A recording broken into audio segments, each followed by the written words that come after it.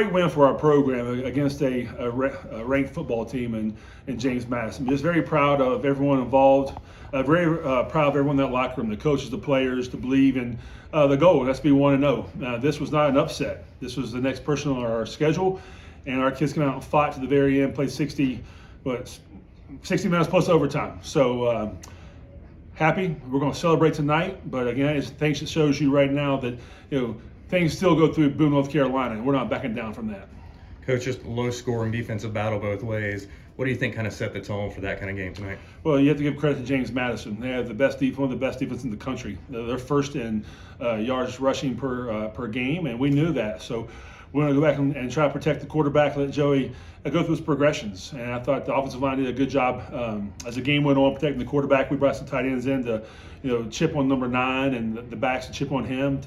But Joey played a great game. Our backs ran well enough to move the sticks a little bit, but Joey and the receivers had an excellent game. So very proud of them. Our defense played lights out. I mean, you go back, our defense is the reason we won the football game. There's no doubt about it. All except the 4th and 20 on that one play. But we're trying to sell tickets next week to Georgia Southern. For them to make those plays to force overtime, what was the key to keep guys' heads up to attack overtime the right way? Well, they never quit, and that's what App State Mountaineers do. We keep digging, and that's been our mantra from the last 4 weeks. We keep digging and see what happens. But no one in that locker room ever doubted that we were going to be to win this football game. It's not an upset. It's the next one on our schedule. So again, it's just early. We're going to celebrate tonight and get back to Boone and start Georgia Southern tomorrow. You want to go down, third down, call in overtime to get the touchdown. What was kind of the mindset of what you wanted to accomplish there, and obviously score a touchdown, but what you thought you could open up? No, I told Coach Ponce, you had 2 plays to get it. We were going for it, and we weren't playing for double overtime. We came here to win the football game, and people might criticize that, but we came to win. We didn't come to play for overtime, double overtime, and things worked out. Caught a great play. Joey went through his progressions. Caden Robinson made a great play. Got the ball over the line of scrimmage, and the rest is history.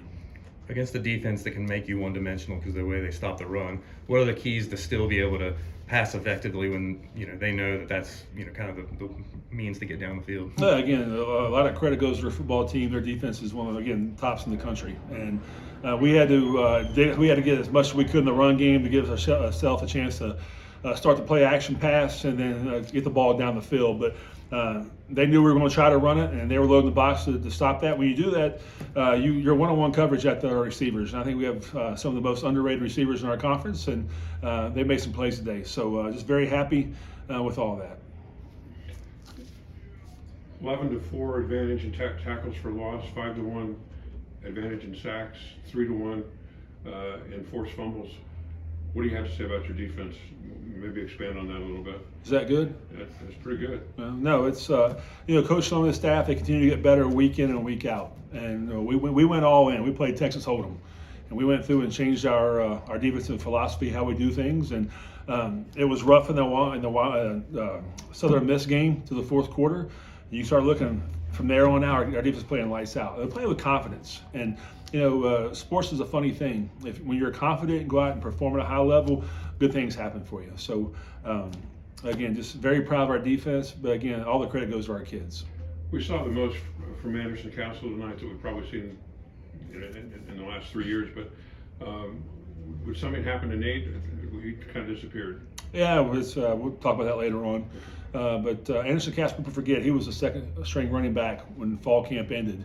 The last scrimmage, he had an injury to his foot, had to go undergo surgery, and he worked his tail off to get back to this point. And he is a Watauga County native. He's black and gold through and through, and he'll do anything he can to help this team win. And it just goes to the heart and determination of him and our players to give us the win tonight.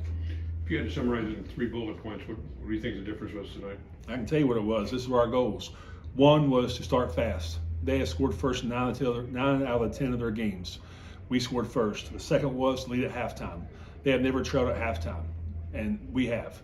And the third was win the red zone. And we had all 3 of our goals. We scored first, led at halftime, won the red zone. There was never a doubt in my mind this game was over at halftime.